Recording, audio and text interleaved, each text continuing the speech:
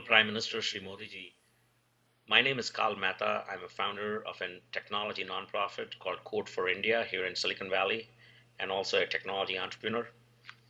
I have twofold questions, but before I get to my questions, I do want to congratulate you and your team for this MyGov platform, which is a wonderful initiative and super helpful for us overseas diaspora to connect directly with you and your government. And I'm sure it is super helpful for people all over the country. So, congratulations once again. My first question is about how do you manage to travel for such long distances for 21 hours straight from Mexico to New Delhi and then be ready for a meeting for several hours and continue to work around the clock? How do you manage this very punishing and crazy schedule? I'm probably 25 years younger than you, but I can imagine how I would be able to do this. So it's very inspiring, and I'd love to learn from that. My second question is, how would you describe your foreign policy? Would you say it is aggressive? Is it passively aggressive? Is it proactive, or is it reactionary? I'll appreciate your answers for both the questions. विदेश नीति को ये सारे aggressive और progressive और proactive in शब्दों की ज़रूरत नहीं है। एक्चुअली विदेश नीति देश हित की नीति होती है।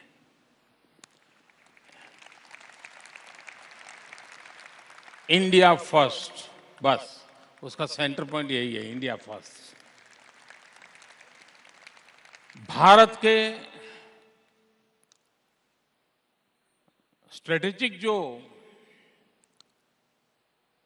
हित है उसकी रक्षा हो, भारत आर्थिक दृष्टि से फले फूले, दुनिया में जहां जगह हो वहां पहुंचे। और तीसरी बात है कि आज वक्त बदल चुका है, पूरी दुनिया इंटरडिपेंडेंट है। दुनिया का कोई देश एक खेमे में भी नहीं है और वो खेमे वाला युग भी पूरा हो चुका है। हर कोई हर किसी से जुड़ा हुआ है और 5 चीजों में साथ चलता होगा, 2 चीजों में सामने चलता होगा, फिर भी साथ साथ रहते होंगे, ये अवस्था है।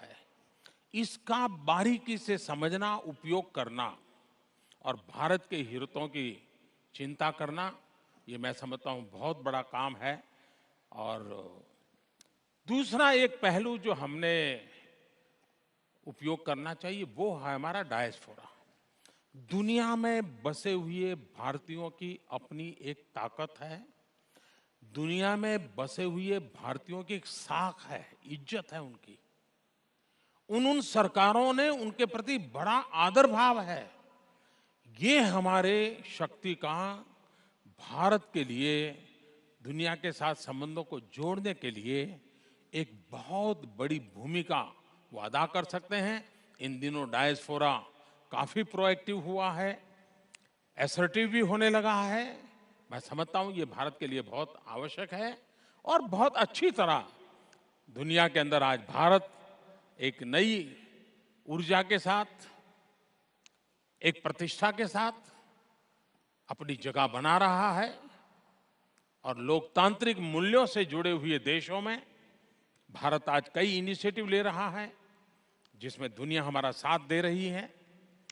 तीसरा सवाल उन्होंने मेरा व्यक्तिगत पूछा। जो विदेश में रहते हैं उनके लिए सवाल बहुत स्वाभाविक है क्योंकि वो जेट लैग से परेशान रहते हैं।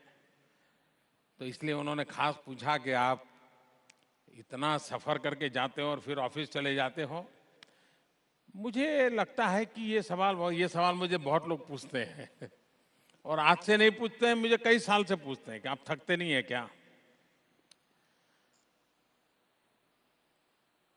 125 करोड़ देशवासी,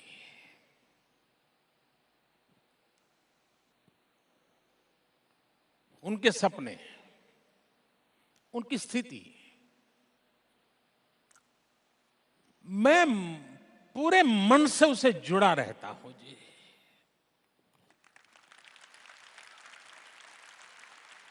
और इसलिए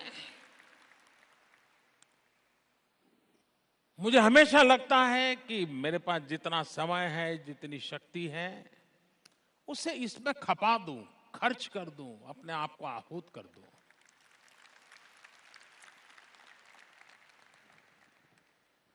और कभी लोगों की सोच ये है कि आप में इतनी ऊर्जा है, इसलिए आप इतना काम कर पाओगे। ये अरिथमेटिक गलत है। इतनी ऊर्जा है तो इतना काम कर पाओगे, ऐसा नहीं है। एक बार आपको पता चल जाए कि इतना काम है, ये मेरा मिशन है, फिर ऊर्जा अपने आप आने लग जाती है। हर व्यक्ति को ईश्वर ने, हर व्यक्ति को ऊर्जा दी हुई है। कोई उस ऊर्जा को कुंठित होने देता है, कोई उस ऊर्जा को तेजस्वी बनाता चलता है। हम सबके पास, आपसे मेरे पास अलग एक्स्ट्रा कुछ नहीं है। आपको ईश्वर ने जो दिया है, मेरे पास उतना ही है। लेकिन मैं एक मिशन मोड में उसको खपा देने के लिए निकला हूं, तो वो बढ़ती चली जा रही है और काम आती जा रही है। आप भी इसी मंत्र को लेकर के चल सकते हैं।